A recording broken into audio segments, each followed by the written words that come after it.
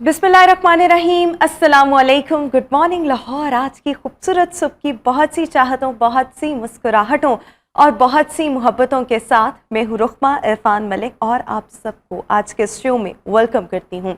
जनाब, हम ज़िंदगी में अक्सर ये बात कहते भी हैं, हम खुद भी कहते हैं और हम अपने इर्द गिर्द भी सुनते हैं कि वक्त बहुत तेज़ी से गुजर रहा है। वक्त इतनी तेज़ी से गुजरा कि हमें पता ही नहीं लगा कि हमारी शादी और इसको इतने साल गुजर गए, या लेट्स सपोज हमारी औलादें जवान हो गई, हमें नौकरी करते इतना टाइम हो गया, प्रोफेशनल लाइफ में इतना टाइम हो गया। हम इस तरह की बहुत बातें सुनते हैं कि वक्त जो है पलक झपकते ही गुजर गया, हमें पता ही नहीं लगा। So most of the time this is a bad news जो हम सबको एक नॉस्टैल्जिक फेज में लेकर जाती है। लेकिन हमेशा हमारे पास ये चॉइस होती है, यस वक्त गुजर रहा है, ये चीज़ हमारे इख्तियार में नहीं है, दिनों ने भी गुजरना है, जो मोमेंट्स हैं राइट नाउ उन्होंने भी गुजरना है। लेकिन हमारे इख्तियार में क्या है? हमारे इख्तियार में हमारा कोर्स ऑफ एक्शन है, हमारे इख्तियार में हमारी चॉइसेस हैं कि हम इस वक्त को बेहतर अंदाज में यूटिलाइज करते हुए जो है एक बेहतर कोर्स ऑफ एक्शन वो डिसाइड करें, अपनी ज़िंदगी में चॉइसेस अच्छी रखें ताकि हम इस जर्नी को, इस सफ़र को बहुत ज़्यादा जॉयफुल और बहुत ज़्यादा मीनिंगफुल बना सकें। So we are the pilot of this airplane, आप कह लें, जो कि मुसलसल बहुत तेज़ी के साथ जो है वो आगे को बढ़ रहा है। So with this message we have to move forward और टॉप स्टोरीज़ की तरफ आएंगे। टॉप स्टोरीज़ में सबसे पहले जो स्टोरी है जो मैं आपके साथ शेयर करना चाहूँगी कि भारत में सबसे ज़्यादा जोड़ों की इज्तिमाई शादी का Guinness book of world record कायम किया गया है और मकामी ट्रस्ट की जानिब से जोड़ों की इज्तिमाई शादी का इंतज़ाम किया गया था, जिसमें मुस्लिम कपल्स भी शामिल थे, जिसमें हिंदू कपल्स भी शामिल थे और इस मौके पर मुख्तलिफ तहाइफ भी दिए गए। इन 2143 के करीब जो पसमानदा कपल्स थे उनकी इज्तिमाई शादी करवाई गई। So this was the first news, Guinness book of world record कायम हुआ। नेक्स्ट स्टोरी जो है, अमेरिका में लाखों मछलियाँ पानी में दम घुटने के बायस हलाक हो गई। बट ये वाक़या कैसे पेश आया कि जिस तरह से ये रिसर्चर्स भी इस हवाले से हैं कि जिस तरह से टेम्परेचर राइज़ करता है, गर्मी की शिद्दत में इजाफा होता है, सो पानी के अंदर ऑक्सीजन की मिकदार कम हो जाती है और उसमें मौजूद जो आबी हयात है उनके लिए प्रॉब्लम्स होते हैं। So this was the reason जिसकी वजह से ये जो मछलियाँ थीं, और ये एक स्पेशल किस्म की मछलियों की नस्ल है, ये हलाक हो गई। इसी के साथ मज़ीद आगे बढ़ेंगे और ऐसा वैसे हम कहानियों में सुनते थे बट ऐसा रियलिटी में भी हुआ। इक्वाडोर के एक शहर में जहाँ पर मुर्दा करार दी गई एक खातून आखिरी रसूमात के दौरान जिंदा हो गई। बट ये वाक़या कैसे पेश आया? ये जो भी आप खातून देख रहे हैं, she was actually very ill, very sick. इसको हॉस्पिटल ले जाया गया और उसके बाद डॉक्टर्स ने कहा कि ये तो एक्सपायर हो चुकी है। बट आखिरी रसूमात के दौरान सबडी फेल्ट के खातून जो है ये ब्रीदिंग कर रही है, सांस ले रही है, और इसकी डिटेक्शन के बाद उसको हॉस्पिटल मुंतकिल किया गया और फिर वहाँ से ये चीज़ रिकग्नाइज हुई दैट शी वाज अलाइव, और उसके बाद अभी भी इसका इलाज जो है वो जारी है। सो जो हम बातें कहानियों में सुनते और पढ़ते आए हैं, ऐसे वाक़यात जो हैं वो अब असल ज़िंदगी में भी रूनुमा होना शुरू हो गए हैं। So these were are top stories. इसी के साथ अभी हम शो में एक शॉर्ट एंड क्विक ब्रेक शामिल करेंगे। ब्रेक के बाद वापस आएंगे। We have a lot to discuss with you, तो आपसे मुलाकात होगी एक ब्रेक के बाद। Welcome back after the break. और व्यूअर्स, ये हेल्थ एंड फिटनेस सेगमेंट है जिसमें हमने आज बात करनी है आपके दांतों की सेहत पर। एक अच्छी ज़िंदगी गुजारने के लिए और एक ओवरऑल अच्छी पर्सनालिटी के लिए, वेल बीइंग के लिए दांतों की सफाई रखना बहुत ज़्यादा ज़रूरी है। बट हम ऐसी चीज़ें अक्सर ऑब्ज़र्व करते हैं कि दांतों में सेंसिटिविटी बहुत ज़्यादा हो जाती है, दांतों में ठंडा गर्म बहुत ज़्यादा लग रहा होता है, लेकिन जब हम उसके रूट कॉज पर जाते हैं तो कहीं ना कहीं समहाउ जो है वो ओरल हाइजीन वाला फैक्टर जो है वो नमूदार हो रहा होता है। सो oral hygiene and the tooth sensitivity दोनों का आपस में क्या लिंक है, दांतों की सेंसिटिविटी की वजूहात क्या है, एंड यस हम इसको अवॉइड कैसे कर सकते हैं या इसके लिए प्रिवेंटिव मेजर्स क्या हो सकते हैं। We are having in our show dental surgeon and dentist doctor Imran Zia साहब इस वक्त शो में हमारे साथ मौजूद हैं। डॉक्टर साहब, thank you so much for joining us in good morning Lahore. So a very basic question कि tooth sensitivity is just limited to दांतों का ठंडा गर्म फील होना दांतों में, या इसके अलावा भी इसकी कोई मतलब डेफिनेशन ऐसी है जिससे आप हमारे व्यूअर्स को समझाना चाहें? बिल्कुल, दांतों के ठंडा गर्म लगने की बहुत सारी वजूहत ऐसी हैं जो कि हमारी डेली लाइफ में हमारी रूटीन का हिस्सा है, लेकिन हमें पता नहीं है। आप ये सुन के हैरान होंगे कि बहुत ज़्यादा ब्रश करना भी एक सेंसिटिविटी का बायस है। ख़ासतौर पे ऐसे हजरात जो कि स्मोकिंग करते हैं और वो उनके जहन में नफसियाती तौर पे होता है कि मेरे दांत बहुत गंदे हैं तो मुझे साफ़ होने चाहिए। वो फिर क्या करते हैं कि एक हार्ड ब्रश लेते हैं मार्केट से, ओवर द काउंटर, डॉक्टर से पूछे बगैर हार्ड ब्रश लेते हैं, स्मोकर्स टूथपेस्ट लेते हैं जिसमें कि रगड़ वाले मादे होते हैं, और वो इतनी ज़ोर से रगड़ते हैं कि दांतों के ऊपर ब्रशिंग कट्स पड़ जाते हैं। जब ब्रशिंग कट पड़ते हैं तो जो दांतों की पहली लेयर एनामल है वो गायब होती है, नीचे से डेंटिन निकल आती है, डेंटिन सेंसिटिव होती है। तो सबसे पहली बात कि बहुत ज़्यादा ज़ोर से गलत तरीके से ब्रश करना भी सेंसिटिविटी का एक बायस है। अच्छा, जब हम सेंसिटिविटी की बात करते हैं तो नॉर्मली मेरे माइंड में तो यही आता है कि दांतों में ठंडा गर्म लगना जो है वो सेंसिटिविटी है। सो मैं यही सवाल मैं आपसे पूछना भी चाह रही थी कि क्या दांतों में ठंडा गर्म लगना ही सेंसिटिविटी है या इसकी और भी मुख्तलिफ फॉर्म्स हैं? बुनियादी तौर पर यही है, ठीक है, लेकिन दांतों में दर्द का होना भी एक सेंसिटिविटी है। इनकी सेंसिटिविटी सिर्फ मतलब ये नहीं कि ये सिर्फ ठंडा गर्म लग रहा है, अगर दर्द भी हो रही है तो उसका दांत सेंसिटिव है, वो किसी भी चीज़ को सेंसिटिव है, ठंडे को सेंसिटिव है, गर्म को सेंसिटिव है, मीठे को सेंसिटिव है, खाना चबाने पे सेंसिटिव है, पेन करता है। तो इसकी एक और वजह ये भी है कि जब हम इग्नोर करते हैं अपनी ओरल हाइजीन को, कोई कैविटी बनी उसे बना रहने दिया कि कोई बात नहीं, अभी कौन सा कुछ हो रहा है, वो आहिस्ता आहिस्ता बढ़ते बढ़ते वो कैविटी एक ऐसी शक्ल इख्तियार कर लेती है कि पेशेंट हर वक्त एक दर्द की हालत में होता है। इसके अलावा दांतों का गलत इस्तेमाल से मतलब ये कि हम अल्लाह ताला ने दांत हमें खाना खाने के लिए दिए हैं, हम जब पान, छालिया, गुटखा जैसी सख्त चीज़ें जिसके लिए कि दांत नहीं बने वो जब खाते हैं तो उससे क्या होता है कि दांतों में वर्टिकल क्रैक्स पड़ जाते हैं, वो क्रैक्स बढ़ते बढ़ते वो एनामल को ख़राब करते हैं और फिर वो आपको ठंडा लगना शुरू होता है। इस तरह बर्फ़ को चबाना, आपने अपना मज़े का कोल्ड ड्रिंक पिया, उसके बाद ग्लास में आपको क्यूब्स नज़र आ रहे हैं, चबाने का दिल कर रहा है। अच्छा, जब वो आइस क्यूब्स चबाएंगे, अब कहा जाता है कि वो तो पानी से बना ना बर्फ़ जो है, लेकिन पानी से का पीना और बात है और उससे बनी बर्फ़ को चबाना और बात है। और ये हम कह सकते हैं कि वो जिस तरह से हमारी बॉडी का एक सर्टेन टेम्परेचर होता है, हम अपने दांतों को भी जब हीट से बहुत ज़्यादा एक्सपोज करते हैं या ठंडी चीज़ों से बहुत ज़्यादा एक्सपोज करते हैं तो ऑटोमेटिकली सेंसिटिविटी देखने में जिसको हम थर्मल ट्रॉमा या थर्मल इंसल्ट कहते हैं कि हद से ज़्यादा ठंडा पानी या हद से ज़्यादा गर्म कोई भी ड्रिंक होना। इसके अलावा इसकी वजूहात में से एक सिट्रस ड्रिंक्स का बहुत ज़्यादा पीना है, vitamin C containing drinks like orange drink है या ग्रेपफ्रूट ड्रिंक है, ये एक हद तक तो ठीक है, इनकी न्यूट्रिशियस वैल्यू भी है और विटामिन सी जो है हमारे दांतों के लिए बेहतरीन भी है, बट इसके अंदर जो एसिड होता है वो एसिड फिर दांतों को इरोड करता है जो एनामल को, और एनामल की इरोजन जो है वो फिर that leads to sensitivity ultimately. ठीक है, इसके अलावा कुछ लोग जैसे वो शर्त लगी होती है कि हमने बादाम दांतों से तोड़ने या हमने वो अपने सोडा की बोतल हमने वो दांतों से खोलनी है, तो बॉटल्स के जो ढक्कन होते हैं, कोल्ड ड्रिंक्स के ढक्कन, बिल्कुल जो रेगुलर ड्रिंक्स होते हैं, जी बिल्कुल, तो ये भी सेंसिटिविटी की एक वजह है। बिल्कुल ठीक, तो ये तो बुनियादी तौर पर वजूहात हैं, लेकिन इसके साथ साथ जब किसी के भी दांत सेंसिटिव हैं, वो किसी इन्फेक्शन की वजह से हैं या व्हाटसोएवर इज रीजन बिहाइंड, अब प्रॉब्लम्स कहाँ कहाँ पर आएंगे या कोई भी पेशेंट जो है वो सफ़र किस अंदाज में करेगा या उसकी ज़िंदगी किस तरह से इफेक्ट होने लग जाएगी या उसका खाना पीना एटलीस्ट। एग्जैक्टली, जब आप अपने सेंसिटिविटी शुरू हो जाती है और आप उसको अनट्रीटेड छोड़ देते हैं तो एक वक्त ऐसा आता है कि उसको वुज़ू करते वक्त या पानी पीते वक्त या इवन सांस अगर वो मुंह से लेता है तो उसको वो भी ठंडा लगता है। सो सेंसिटिविटी को आपने बचाने के लिए ज़रूरी है कि आप हर 6 माह के बाद डेंटिस्ट को विजिट करें ताकि वो आपको बताए कि आपके दांतों में कोई ऐसा प्रोसेस शुरू तो नहीं होने वाला, वो आपका करंट स्टेटस आपको बताएगा। नहीं, ये पहले पता लग जाता है कि जिस तरह से आप कह रहे हैं कि वो डेंटिस्ट आपको बता दे, तो अगर मेरे दांत सेंसिटिव होने वाले हैं and that is going to happen in the future, मुझे मेरा डेंटिस्ट प्रेडिक्ट कर सकता है टू सम एक्सटेंट, बिकॉज आप जब जाते हैं डेंटिस्ट के पास वो देखता है, बगौर देखता है दांतों का कि उसके ऊपर कुछ स्टेन तो नहीं बन रहा। स्टेन इज अ साइन कि आपकी कैविटी स्टार्ट होने वाली है और cavity leads to sensitivity ultimately. इसके अलावा कुछ लोग जिनको दांत आपस में क्लेंच करने की आदत है, रात को सोते में पीसने की आदत है, उनके दांतों पे वो फैसेट्स बन जाते हैं, घिसने के निशान बन जाते हैं।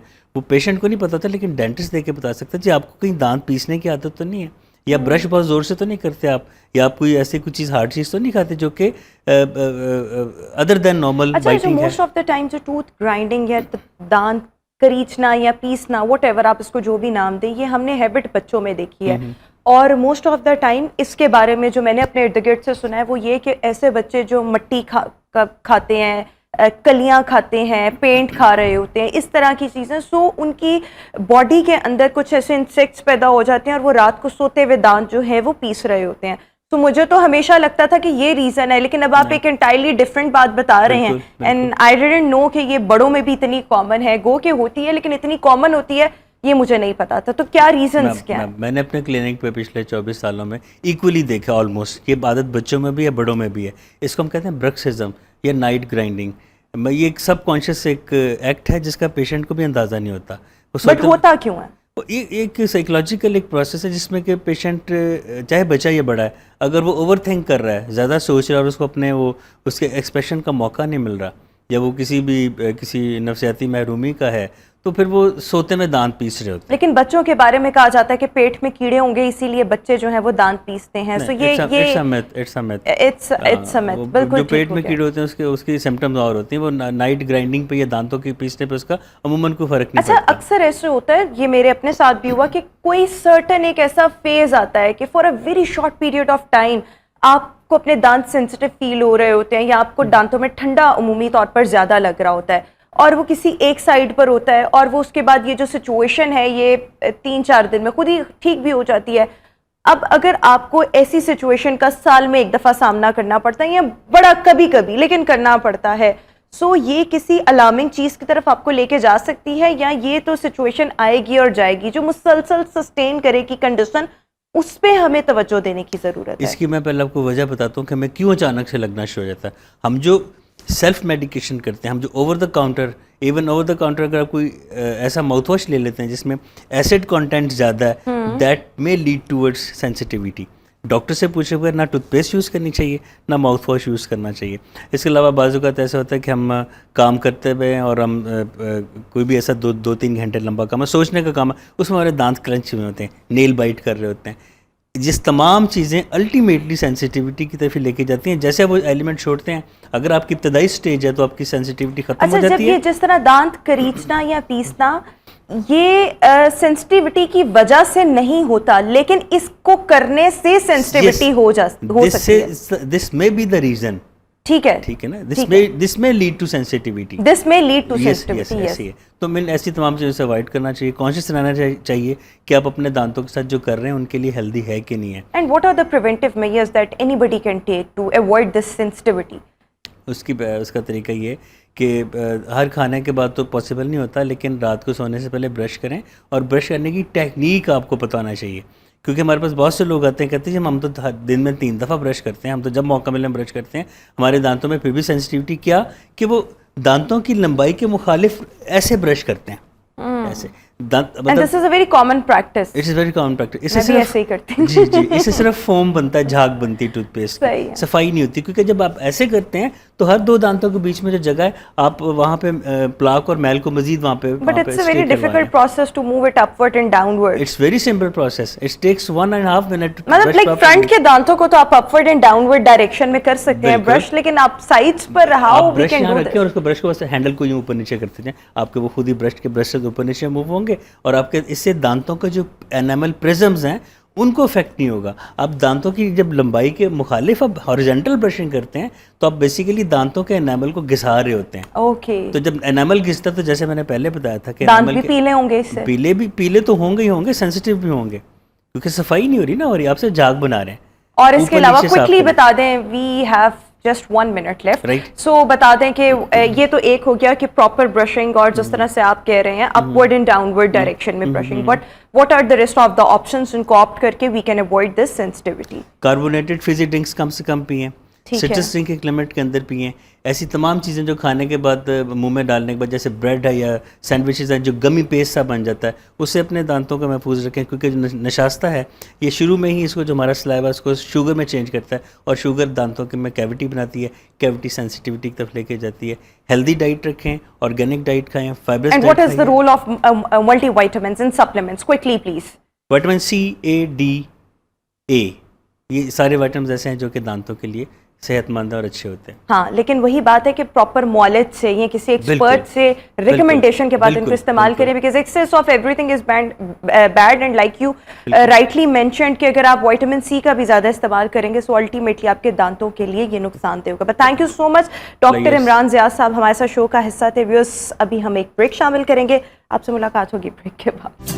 ब्रेक के बाद एक बार फिर से हम आपको गुड मॉर्निंग लाहौर में खुशामदीद कहेंगे। व्यूअर्स, अभी हम बात करेंगे मुल्क की मौजूदा सियासी सूरत हाल, और मौजूदा सियासी सूरत हाल में इलेक्शंस कब होने जा रहे हैं, क्योंकि अगर हम देखें सो मरीम नवाज शरीफ साहिबा ये बात कहती हैं कि पीटीआई ख़त्म हो चुकी है। सो अगर पीटीआई ख़त्म हो चुकी है तो अब क्या प्रॉब्लम है, इलेक्शंस क्यों नहीं हो रहे, मुल्क की सियासी सूरत हाल किस डगर पर जा रही है, ये तमाम चीज़ें आज हम डिस्कस करने की कोशिश करेंगे। हमारे साथ सीनियर सहाफ़ी और हमारे कॉरेस्पॉन्डेंट भी हैं और इसके साथ साथ तज्जियाकार भी हैं। काशिफ सलमान साहब इस वक्त शो का हिस्सा है। काशिफ साहब बहुत शुक्रिया आपने शो के लिए वक्त निकाला। और इसके साथ साथ सीनियर सहाफ़ी and special correspondent Ibrahim Lucky साहब भी इस वक्त शो में हमारे साथ मौजूद हैं। इब्राहिम साहब आपका भी बहुत शुक्रिया।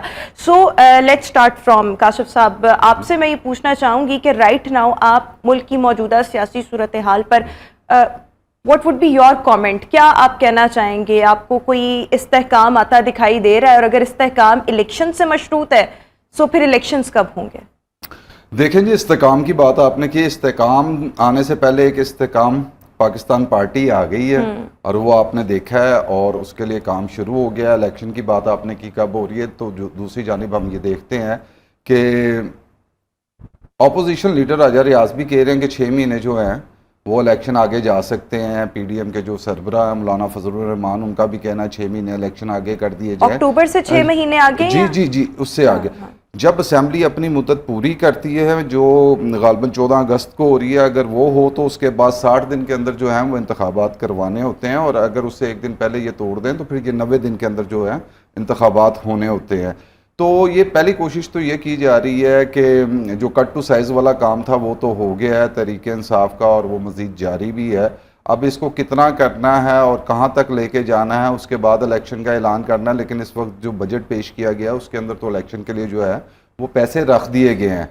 तो जो पहले एक बयानिया इन्होंने ये बनाया था कि एक ही वक्त में सारा इलेक्शन होना चाहिए और सूबों के अलग ना हो, यानी पंजाब और KPK के, और एक वक्त में इलेक्शन हो, तो अब तो एक ही वक्त में सारे इलेक्शन हो सकते हैं। तो इसको मज़ीद आगे लेके जाना जो है वो एक एमरजेंसी की सूरत में, मुआशी या किसी सूरत में वो आगे करते हैं। लेकिन इसके अंदर ये तय है कि अब इलेक्शन के लिए जो है वो जमातों ने तैयारी भी शुरू कर दी है और तैयारी करनी चाहिए, क्योंकि आगे इलेक्शन ही आने हैं। इसके अंदर ये है कि इस्तेकाम पाकिस्तान पार्टी जो बनी है, अब वो भी चाहती है कि क्योंकि वो अभी बनी है, थोड़ा टाइम फ्रेम मिल जाए जिसके अंदर वो भी अपनी जो है यानी वो चाहते हैं कि ये प्रोसेस थोड़ा लिंगर ऑन। जितने लोग हैं वो अब इसमें यही चाहते हैं, जबकि जो तरीके इंसाफ है वो आज भी ये समझती है कि अगर आज इलेक्शन हो जाएं तो सबसे ज़्यादा जो सीटें होंगी वो उनके पास होंगे, पॉपुलर वोट उनके पास है। और जिस तरह चेयरमैन का कहना है कि मैं किसी को भी टिकट दूंगा तो वो लोग होंगे तो वही उनके इलेक्शंस भी होंगे ना, मतलब वो लोग ही नहीं है, लोग ही उनका साथ छोड़ते जा रहे हैं। तो ये अब उनके लिए भी प्रोसेस जो है वो काफी तो ज्यादा ये भी तो कठिन हो गया है। जो छोड़ के जा रहे हैं आया वो सीटें निकाल सकेंगे, जो अगली पार्टी में जा रहे हैं, की टिकटों के अंदर नहीं जीत सके वो अपनी हैसियत में कैसे जीतेंगे? और ये तो बात this is very much true कि अभी जहांगीर तरीन साहब का उस तरह से वोट बैंक है नहीं, और जितने लोग यहाँ से गए हैं वो चेयरमैन PTI के नाम पर ही उनको वोट मिला था। तो इस पर भी बात करेंगे। लेकिन इब्राहिम साहब, मैं आपसे ये जानना चाहूँगी, एक तो इनकी अपनी एक ओपिनियन थी, अपनी ऑब्जर्वेशन एनालिसिस था, आपके ख्याल में इलेक्शन को डिले करने की क्या वजह हो सकती है? अभी हुकूमत अपनी कारकर्दगी से मुतमईन नहीं, आवाम को रिलीफ देने में नाकाम है, या इसके अलावा और रीजंस है, वो चाहते हैं कि इस प्रोसेस को लंबा किया जाए, मजीद PTI टूट फूट का शिकार और कुछ भी ना रह जाए, या क्या है?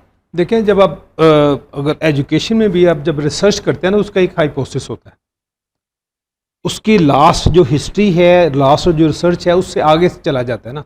आप अब पाकिस्तान की सियासत का एनालिसिस करें तो आप ये देखें इस वक्त जो चैलेंजेस हैं मुल्क को, सिक्योरिटी के चैलेंजेस हैं, आपके पास जो है मुआशरत के चैलेंजेस हैं, पॉलिटिकल इंस्टेबिलिटी है, सियासी जमातें गुत्थम गुत्था हैं, जो इंस्टीट्यूशंस हैं वो आपके कंप्रोमाइज्ड हैं, खा वो इस्टेब्लिशमेंट है, खा वो जुडिशल जो है जुडिशरी है, या और बाकी जो स्टेक होल्डर्स हैं वो आपस में गुत्थम गुत्था हैं। आपने इलेक्शन किस लिए कराने हैं, किस मकसद के लिए कराने हैं? वो इस मकसद के लिए कराने हैं कि आइंदा आने वाली हुकूमत एक स्ट्रेंथन हुकूमत हो, एक नुमाइंदा हुकूमत हो जो एक भरपूर मैंडेट लेके पाकिस्तान को आगे लेकर चले। अब इस ख्वाब को पूरा करने के लिए जो चीज़ें मैंने पहले गिनवाई हैं वो तो आपकी एक बुसीदा इमारत की तरह है। अगर आप एक बुसीदा इमारत के अंदर आप LED लगा दें, सिस्टम लगा दें, कंप्यूटर सब हर तरह की आसाइश आप लगा दें, तो आप ये समझें कि ये इमारत जो है मजबूत इमारत हो गई है, तो मैं ये समझता हूँ कि ये आप अहमकों की जन्नत में रह रहे हैं। चाहिए क्या? चाहिए ये कि ये जो बसीदा निज़ाम है आपका, इस वक्त जो आलूदा निज़ाम हो चुका हुआ है पॉलिटिकल, इसको आपको ख़त्म करना है, स्मैश करना है, सारे सिस्टम को रीवैम्प करना है। उसके बाद आप एक अच्छी जमहूरियत लेकर आएँ, अदारों को स्ट्रेंथन करें। जब तक आपके अदारे सिस्टम रीवैम्प हो सकता है, आपको क्यों नहीं लगता हो है? सकता? कैसे हो दुनिया सकता ने है? किया है ना। कैसे हो आपका आज ईरान कहाँ पे है? अमेरिका के साथ दुश्मनी के बावजूद, सैंक्शंस के बावजूद ईरान सरवाइव कर रहा है। इसलिए सरवाइव कर रहा है कि उन्होंने अपने कल्चर को, अपनी लैंग्वेज को, अपने लोगों को तनहा नहीं छोड़ा। उनकी जो लीडरशिप है वो अपनी पब्लिक के साथ, अपनी रियासत कंट्री के साथ मुखलस है। आप तुर्की देख लें, तुर्की कहाँ पे था, अभी आप तुर्की कहाँ पे है? क्या हमारा मवाजना तुर्की से सर बन सकता है ऐसे क्यों नहीं हालात? बन सकता? देखिए मसाइल है ना। आपको क्या चाहिए? घर के आप और हम एक घर में रहते हैं, घर का एक सरबराह है। आपकी डिमांड क्या है कि ये जो घर का सरबराह है ये सबको इक्वली ट्रीट करे, फादरली फिगर बने, सबको जो जो रिक्वायरमेंट है वो रिक्वायरमेंट पूरी करे, घर को बनाए, संवारे। और घर वाले जो है, जो घर का सरबराह है, उसको फादरली फिगर समझे, उसको सपोर्ट करे जहां पे उसको तो यहाँ issues पर हैं। तो कोई हमारे फादरली फिगर बड़ा बनने को तैयार ही हमारे नहीं है। फादरली फिगर कौन है? आपका कॉन्स्टिट्यूशन है ना। कॉन्स्टिट्यूशन को क्या कोई फॉलो कर रहा है? हर एक शख्स ये कह रहा है इलेक्शन हो जाए, जो उसका उस माइंडसेट का सपोर्टर है, इलेक्शन हो जाए, आइन जी सबूताज हो गया, आइन तबाह हो गया, वो गद्दारी हो गई। ओ बाबा, आप इलेक्शन कर रहे हैं, आप मुझे ये बताएं कि कॉन्स्टिट्यूशनल रिक्वायरमेंट है कि रियासत आपको मुझे हेल्थ और एजुकेशन देगी, साफ माहौल देगी, पानी देगी। ये कॉन्स्टिट्यूशनल रिक्वायरमेंट है। क्या आप इस कॉन्स्टिट्यूशनल रिक्वायरमेंट पे पूरा उतर रहे हैं? अगर नहीं उतर रहे तो ये गद्दारी है। आप देना, मुझे हेल्थ देना जी, आप फ्री देना, एजुकेशन फ्री देना। हो सकता है हम 3 लोग अगर बैठे हैं, तीनों में से कम 2 लोगों के तो अगर बच्चे जो है वो प्राइवेट सेक्टर में पढ़े होंगे ना। बहुत आसान है, लेकिन प्रैक्टिकली जो एक निज़ाम 75 सालों में उसको बोसीदा किया गया, या जो भी उसमें अनासर इन्वॉल्व थे, अब मेरा नहीं ख्याल कि वो इतना आसान है कि वो हम तुर्की की तरह ठीक कर लें। तो वहां पर तो वो इनकलाब भी आया था। देखें, आप गद्दारी करें तो वो हो जाएगा, ये विसी तर कौमी मुफाद है। मैं अगर कोई बात कर लूँ पॉलिटिकल, वो मेरे पे गद्दारी। ये जो कानून की अमलदारी है उसको इक्वालिटी पे लेके आए।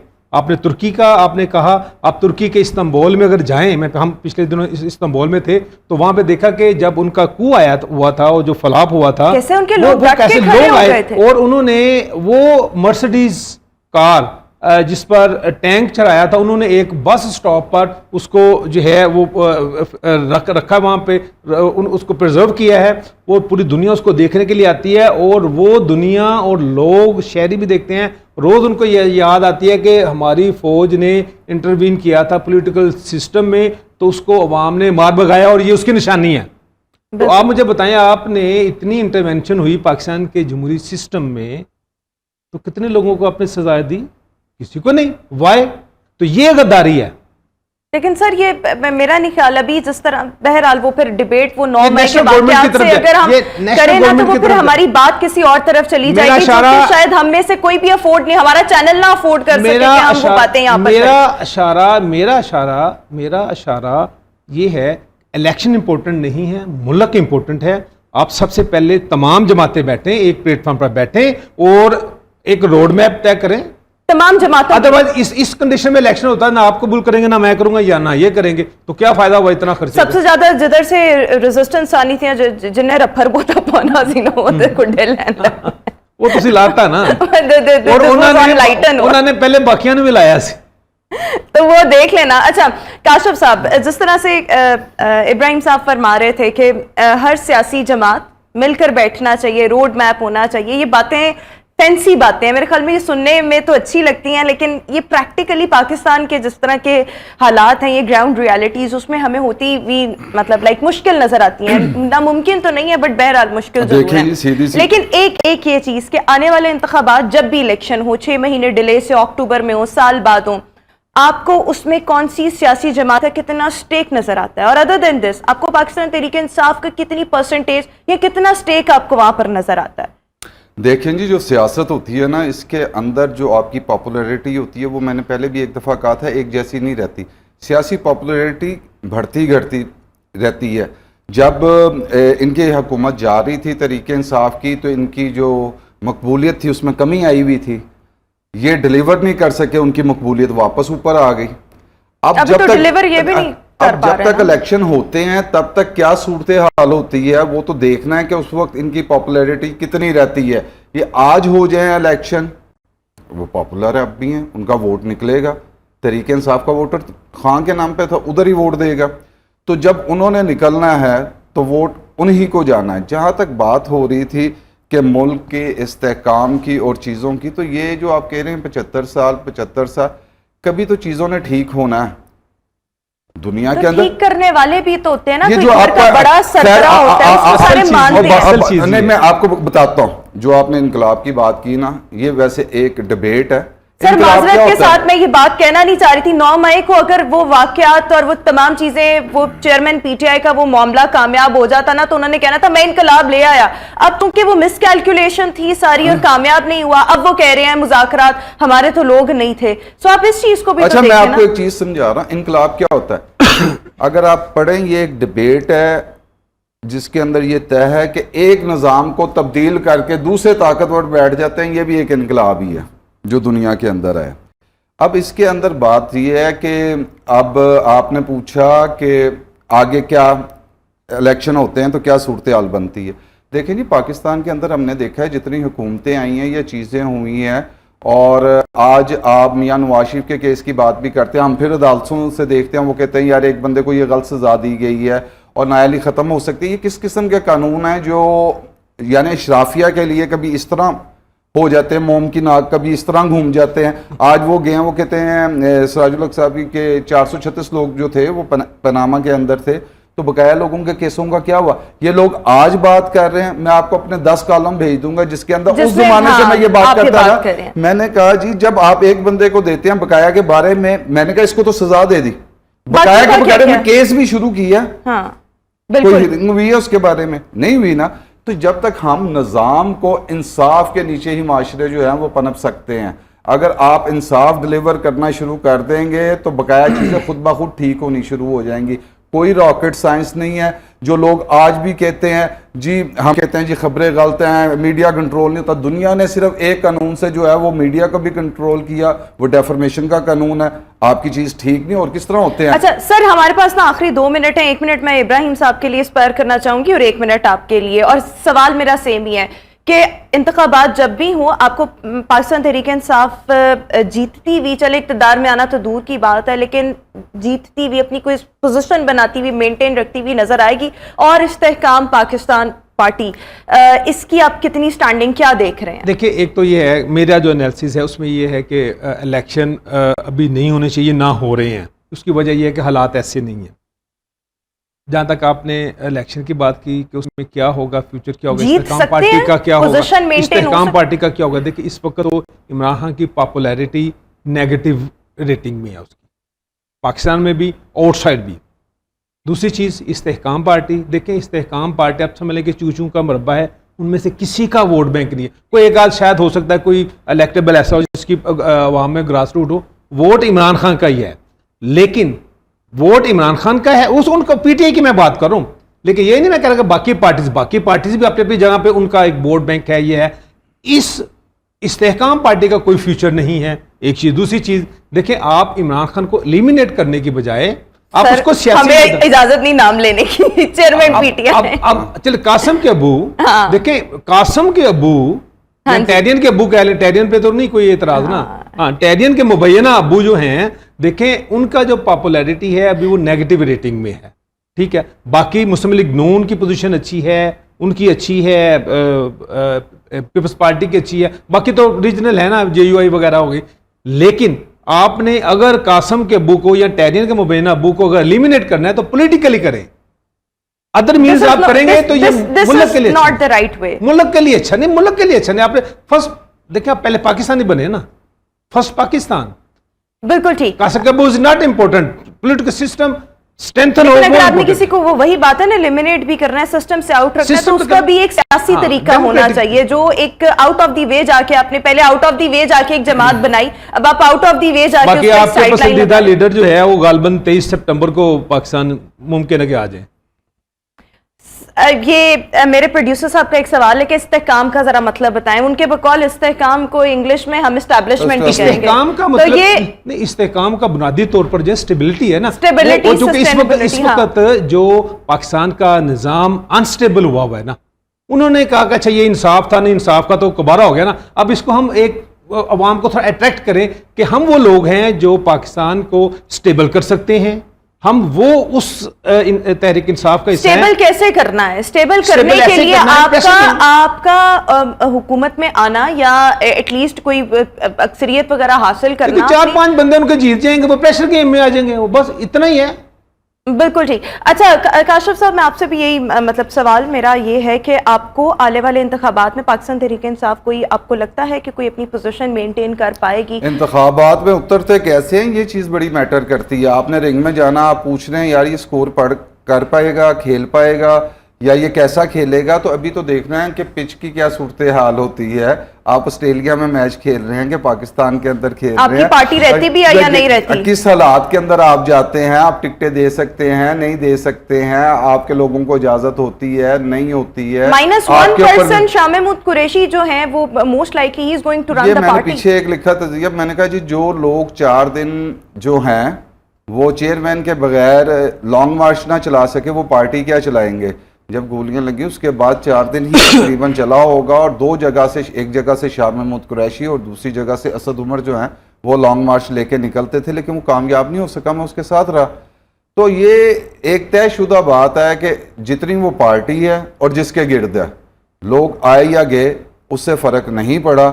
अब आया सियासी तौर पे जो है वो अगर चेयरमैन डिस्क्वालीफाई हो जाते हैं और वो किसी को नहीं देते जगह अपनी, मियाँ साहब हुए, अच्छा, आप मियाँ साहब इस्तेहकाम ने पाकिस्तान पार्टी, क्योंकि हम जहांगीर तरीन साहब की भी साथ बात करें, उनका वोट बैंक बहरहाल कोई नहीं है। वोट बैंक तो एक बंदे का था ना जब वो उसके साथ भी मुंसलिक थे। सो आपको क्या लगता है कि आने वाले इंतखाबात में उनकी पोजीशन आप कैसी देख रहे हैं इस्तेहकाम पाकिस्तान पार्टी? क्योंकि मोस्ट ऑफ द पीपल जो इस वक्त इस्तेहकाम पार्टी में हैं वो आप देखें कि बड़ा पीटीआई के लिए एक अपना सॉफ्ट कॉर्नर भी साथ साथ छोड़ते जा रहे हैं। सो एक तासुर ये आ रहा है कि वो वोट बैंक उधर से लेना चाहते हैं, लेकिन वो अभी अपेरेंटली रहना इस पार्टी में चाहते हैं। अच्छा जी, वो जितना मर्जी लेना चाहते हो, वहाँ का वोटर जो सपोर्टर है वो इनको वोट और सपोर्ट नहीं करेगा। एक चीज़ इसके अंदर ये है कि अब मैंने इनको एक मशवरा दिया था कि इनको चाहिए कि ये एक अवामी जो अपनी कुव्वत का मुजाहरा है, कहीं जलसा जुलूस करके बताएं, हमें पता लगे कौम को कि इनके साथ कितने लोग हैं। जो है वो टाइम जो है वो बाय किया जा रहा है। Thank you so much Kashif Salman साहब एंड इब्राहिम लकी साहब for joining us in good morning Lahore. Viewers, अभी हम शो में एक ब्रेक शामिल करेंगे।